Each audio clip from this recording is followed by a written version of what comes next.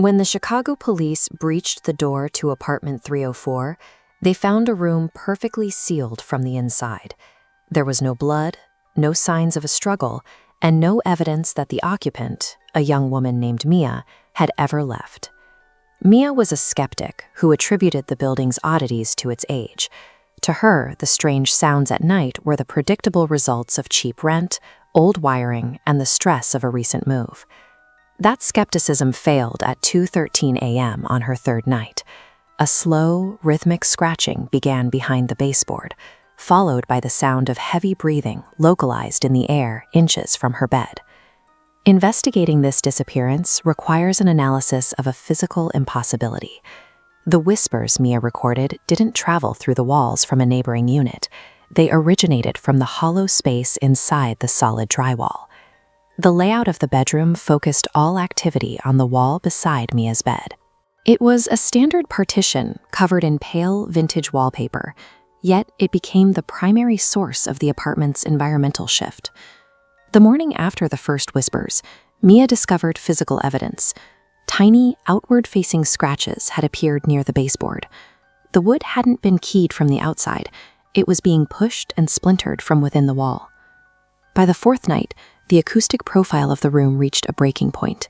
The scratching became violent, and a layered, desperate whisper began warning Mia that she was being watched by someone or something, referred to only as him. The activity soon graduated from sound to kinetic force.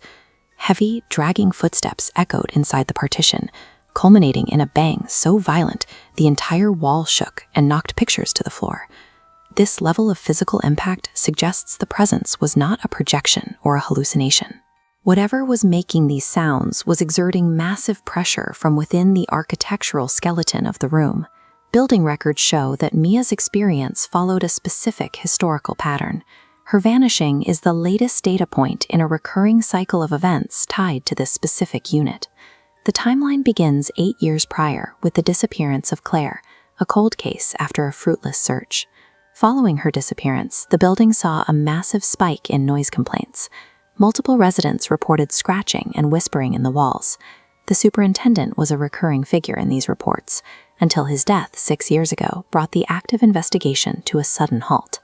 Mapping these events reveals a recurring sequence.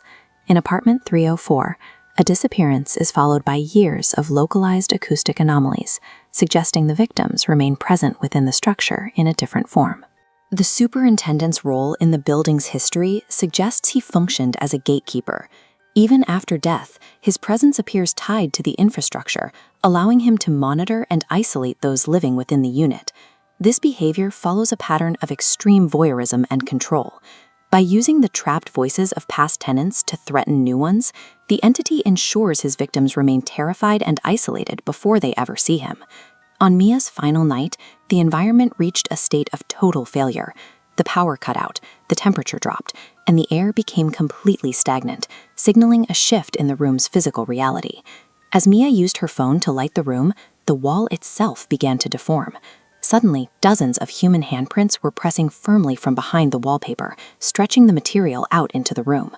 The individual whispers then merged into a singular collective scream. The sound of dozens of different people begged Mia to run, their voices physically vibrating through the floorboards.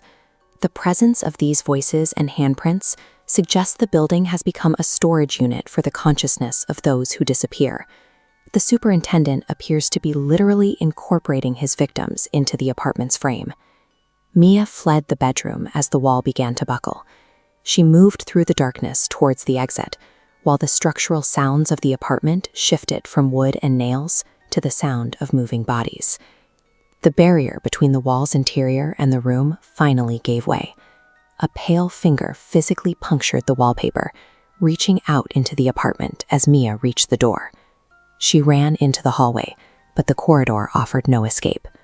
Her neighbors remained behind their locked doors, their silence providing the isolation the predator required to finish the cycle. At the end of the hall, the deceased superintendent stood waiting. He remained motionless and silent, blocking the path to the stairs with the same smile Mia had seen in the lobby memorial photo. He then executed a final shutdown of the environment. One by one, the stairwell lights extinguished, moving down the hallway toward Mia until she was left in total darkness. With the exit blocked and the lights dead, the predator successfully removed every physical avenue of escape, forcing Mia back toward the architectural void of her own apartment. The following morning, the apartment was found empty. There was no signs of a struggle or a break-in. To any outside observer, it appeared Mia had simply walked away from her life.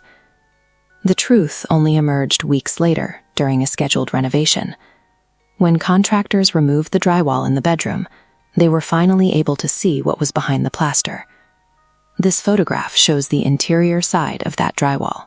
It is completely covered in thousands of frantic, overlapping fingernail scratches, layered so thickly the plaster had begun to crumble. In the center of the damage, carved deeply into the core of the wall, were the words, "Still listening." Apartment 304 remains a functioning part of the building's inventory. The evidence suggests that in this cold case, the architectural void itself performed the crime, acting as both the trap and the eventual grave.